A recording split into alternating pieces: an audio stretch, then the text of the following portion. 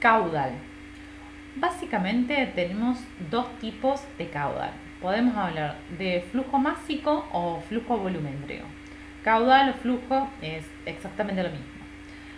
Cuando se habla de caudal másico o flujo másico, hace referencia a la cantidad de masa que atraviesa algún conducto por unidad de tiempo.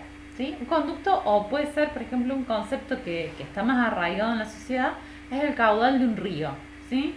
Entonces, puedo decir que pasan tantos litros por segundo, o puedo decir que pasan tantos kilogramos por segundo o gramos por segundo, en el sentido que quieran verlo, en la unidad que les guste, ¿sí? Pero si hablo de masa, hablo de kilogramos sobre tiempo, o sea, de masa sobre tiempo. Y si hablo de flujo volumétrico o caudal volumétrico, hablo de volumen sobre tiempo.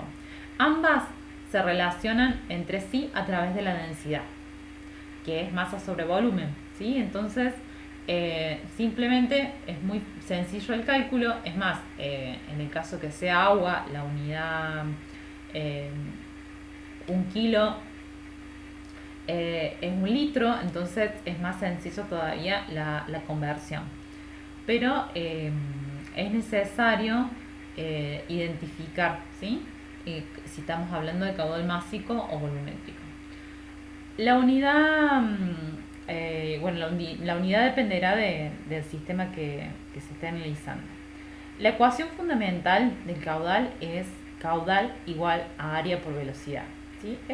Es una fórmula sencilla que hasta incluso es fácil de desglosar. ¿Sí? Área sería la sección transversal por la cual está pasando. O por ejemplo en el caso del río, sería el cauce del río o el área que ocupa transversalmente ese río, ¿sí?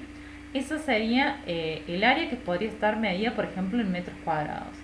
La velocidad del fluido es distancia sobre tiempo, que podríamos considerarlo, por ejemplo, en metros sobre segundo. Entonces, el caudal quedaría representado por la velocidad a través de esa área. Entonces hacemos velocidad por área y nos quedaría en metro cúbico por segundo, por ejemplo, ¿sí? Ahí dice hora, pero bueno, es porque en realidad cuando uno habla de metro cúbico es una magnitud muy grande, por eso puse hora, ¿sí? Porque habla ya de tiempos más grandes. A menos que sea un caudal realmente elevado, por ejemplo, las cataratas del Iguazú, en ese caso sí hablaríamos de metros cúbicos por segundo, porque el caudal es muy elevado. Un segundo es eso, un instante, y un metro cúbico son 1000 litros. Entonces, realmente es elevado. Si no, metro cúbico hora es un valor más frecuente en la industria. Bien, vamos a ver distintos tipos de caudalímetros y cómo medirlos. Para esto les dejé varios links de videos de instrumentos que indican cómo funcionan los equipos. Está bastante bien explicado con animaciones, y me tomé el trabajo de buscárselo con subtítulos en castellano, así lo pueden leer tranquilos, ¿sí?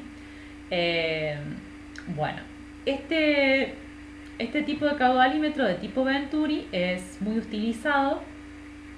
Lo que realiza este equipo es una disminución en la sección, que con esta disminución, debido a la fórmula anterior que vimos, ¿sí? Yo disminuyo el área. Si disminuyo el área y el caudal es el mismo, la velocidad aumenta, ¿sí? Es como apretar una manguera, ¿sí?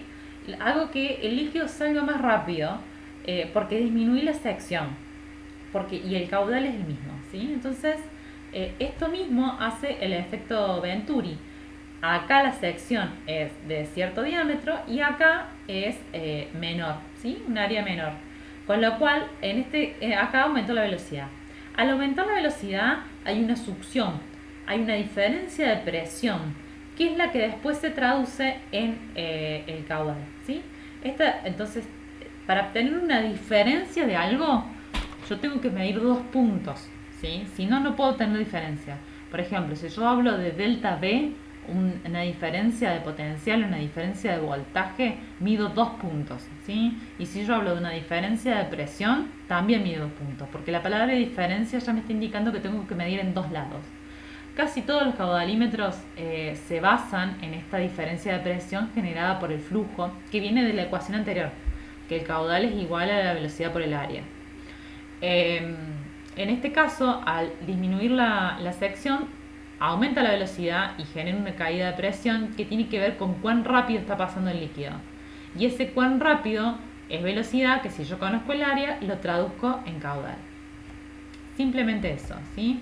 Acá, por ejemplo, esto es cómo se ve internamente. Tienen distintas secciones. Por ejemplo, este sería el diámetro original. Acá el diámetro se reduce. Esto, ¿qué permite este ángulo, ¿sí?, de 20 grados? Que no haya una caída de presión. ¿Por qué? Porque estos instrumentos, para poder medir, tienen algo interno normalmente. Ya vamos a ver que algunos no. Pero ese algo interno lo que hacen es que haya una resistencia al paso de un fluido. Esa resistencia se traduce en una caída de presión y se traduce en un costo energético.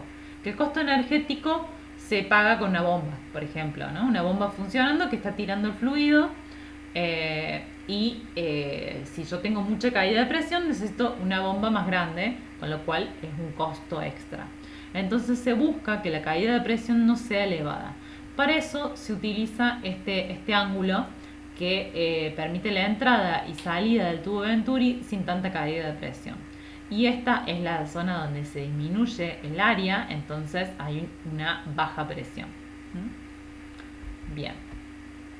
Otro tipo de caudalímetro sería un caudalímetro electrónico de turbina, en donde va girando la turbina y genera un campo magnético a través de ese giro, ¿sí? En este caso también tengo un elemento intrusivo dentro de la cañería que me está generando una caída de presión. Otro tipo de caudalímetro es uno de mecánico de molino, que es el que se utiliza, por ejemplo, para medir agua, el cual va girando una turbina y esta turbina, con su giro, está conectado a un contador, y este contador va leyendo cuántas vueltas da. Entonces permite un conteo, por ejemplo, no solo de caudal, sino en volumen, ¿sí?, que es el contador de agua, en metros cúbicos consumidos. Otro tipo de caudalímetro es el medidor de engranajes ovales, que a través del pasaje del fluido va girando este movimiento que se puede contar, con lo cual con tantas vueltas se registra tanto volumen desplazado, porque es conocido el volumen de la cámara. Es útil para fluidos viscosos. Vamos a ver ya después viscosidad y van a entender por qué este tipo de caudalímetros sirve para ese tipo de fluidos. Cada caudalímetro sirve para una clase especial de fluidos. Por ejemplo, sin ir más lejos, el caudalímetro electromagnético sirve solamente para aquellas sustancias que pueden generar un campo magnético, es decir, que tienen polaridad. Por ejemplo, podría ser el agua. El agua es polar, entonces sirve para medir agua. Lo que se realiza es, se genera un campo magnético, y con el campo magnético, gracias al descubrimiento de Faraday, se sabe que al pasar el fluido genera además un voltaje, algo que se puede medir a través de una diferencia de potencial, ¿sí? Diferencia, 2 puntos. Entonces se mide la magnitud de ese voltaje generado a través del paso del fluido, y a medida que pasa mayor cantidad de fluido, mayor voltaje generado, y ese número se traduce finalmente en un valor de caudal. O sea, en la mayoría de los casos se está midiendo, bueno, por ejemplo acá se mide velocidad, conociendo la sección se mide el caudal. Otro caudalímetro muy conocido es el de tipo Vortex, que lo que realiza es, a través de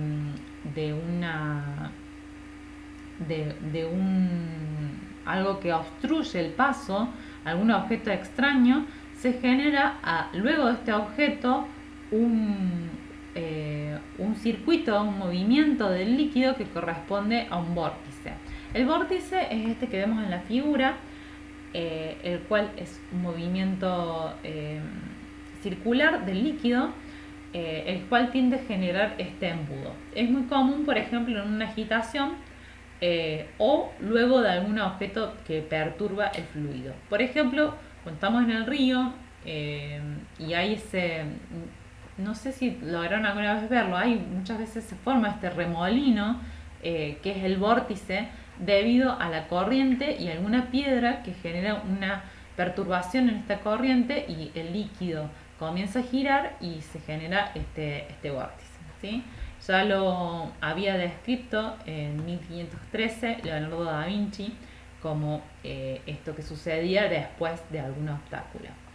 Esto genera una caída de presión, la cual es medida a través de algún instrumento que detecte esta caída de presión y se traduce finalmente en el caudal.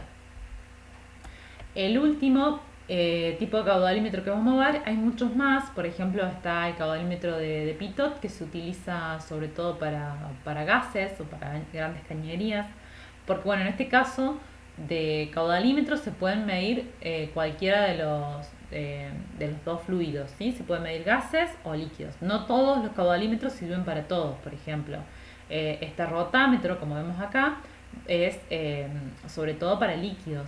¿Por qué? Porque ¿cómo funciona esto? Es una sección que puede ser puede ser directamente cónica, como en este caso, o puede ser cilíndrica, o sea, sin esta diferencia. Lo que hace es el flujo asciende desde la parte inferior y por gravedad le genera un contrapeso.